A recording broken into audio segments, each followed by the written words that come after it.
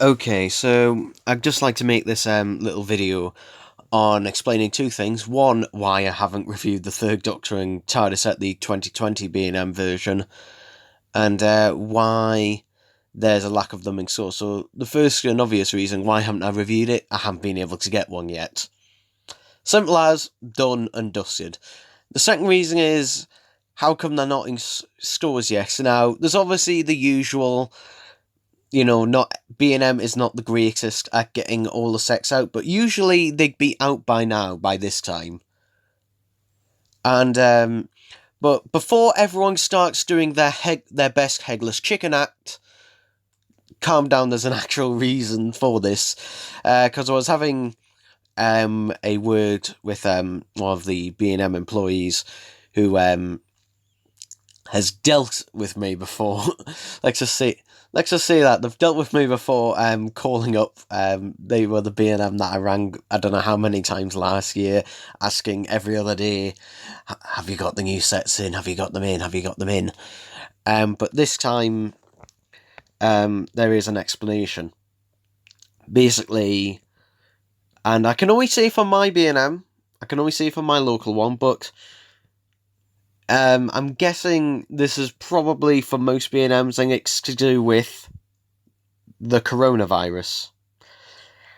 Now, basically, if you can guess, basically this is the one of the reasons that it's possibly being delayed, because apparently, and again, this may not apply to you in your area, so if it doesn't, then great. But due to the coronavirus outbreak, apparently some of B&M's deliveries in general have been delayed. For example, if you noticed, the rarest item I now own is actually hand sanitizer, because nowhere has that anymore.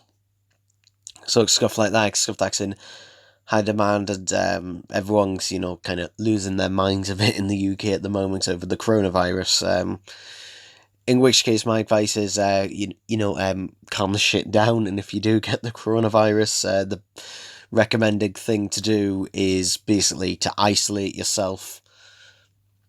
And if you can, try and get some medication, because it's not like Ebola. You can survive this fairly easily, to be honest. If you are previously in good health, then pretty much you've got a high chance of surviving the coronavirus. But anyway, enough about that. So that's the reason I haven't. I do know basically that because my B&M was due a delivery on Saturday, but due to things not going the way that was planned, it has been delayed until Thursday. And they said if it isn't Thursday, then it's probably going to be Sunday. So again, that could be completely different to the area that you live in, but that is the reason for that. As for the Dalek sets, I haven't actually been asking for them, but I'm assuming, from the people who I've seen who have got them, generally the Dalek sets and the TARDIS sets arrive at the same time. Because last time, it was kind of like some sets arrive at this time, and the others will arrive on this day, but it seems like since it's a small amount, that everything just arrives on the same day. So that's the reason for that.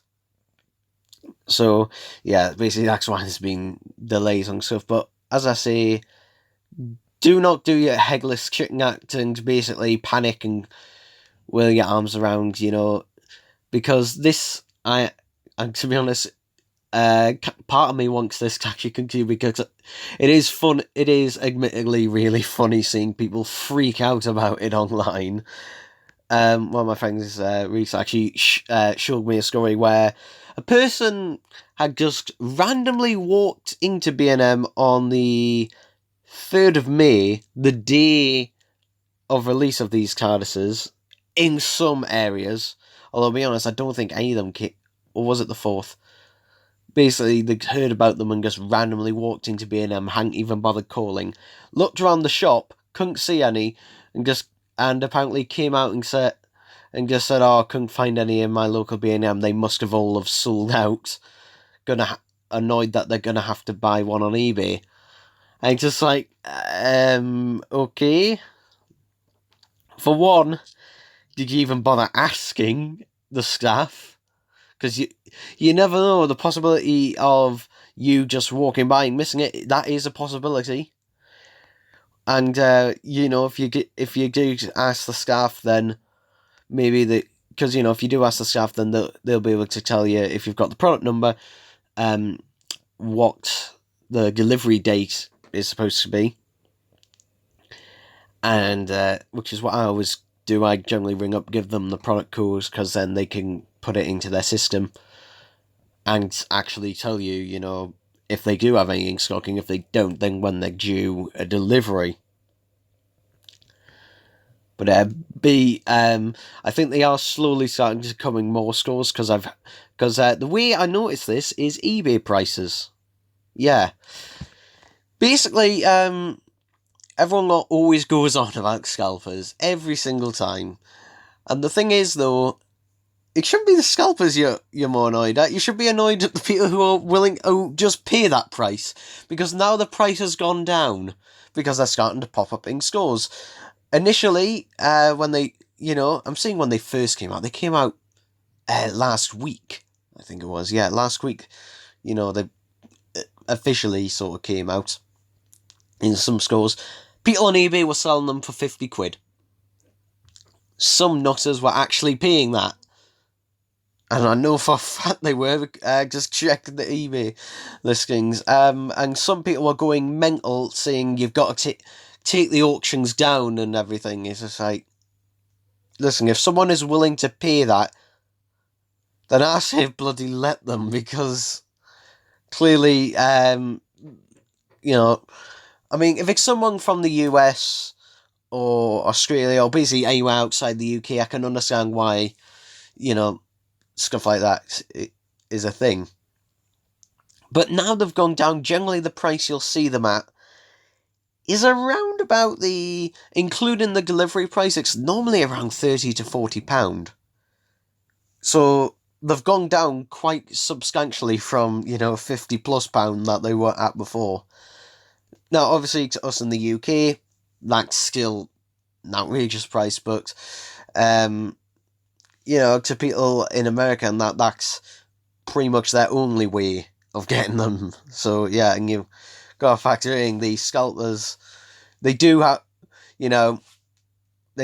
to drive or get some sort of transport to the V&M, so that's probably how they're making the money on the side, plus profits. So it won't, and minus the eBay fees, it won't, if they're selling it at 30 quid, or even 40, it's not a huge amount of profit. It's just enough to cover the cost and then some. They're probably looking at around £5 to £10 profit. It's not a huge amount, but obviously it depends how many they sell. But anyway, that's it for that. I just wanted to make, to be honest, I didn't plan to go into that, but that's just a quick little video on that. But obviously, to be honest, I can already tell by not even having this set to hand what I'm going to think about it, because it is a hodgepodge. It's essentially, from what I've seen, I don't have one to hand, but I'm picturing that it's basically a more dirtied up third Doctor Tardis that we had back in 2018, but with the newer style base than her blue base, and obviously looks to be blue Langton, fully blue Langton, but with the signage changed to the fourth Doctor robot Tardis. And that's essentially it. And third Doctor figure, it's a repaint. It's a nice repaint. But yeah, so is there even point in doing a video on this? Probably will anyway. But yeah, so essentially that's the reason why. Didn't mean to go on too far with that, but that's all I've got to say. Something I was told actually by one of my friends, and I think I'll mention this in my review, is I wasn't planning on getting the Geordie TARDIS really at all. The only reason I would buy one is actually if it went on sale for a cheaper price, because it will go on sale. It's not selling very well. To be honest, At least I don't think, because the reason is that I literally walked into Forbidden Planet and there was bloody loads of them, and everywhere. I've seen them in quite a few places actually, and they all seem to have loads of them. In Scotland, just can't seem to shift them. But I was hoping to take the electronics out of that and then put them in a classic box because, well, they are the same. However, I was informed by one of my friends who does like to tinker and customise some of his stuff, that the fifth Doctor Tardis, and I'm assuming the Sharda Tardis as well, they are actually glued together as well as screwed together.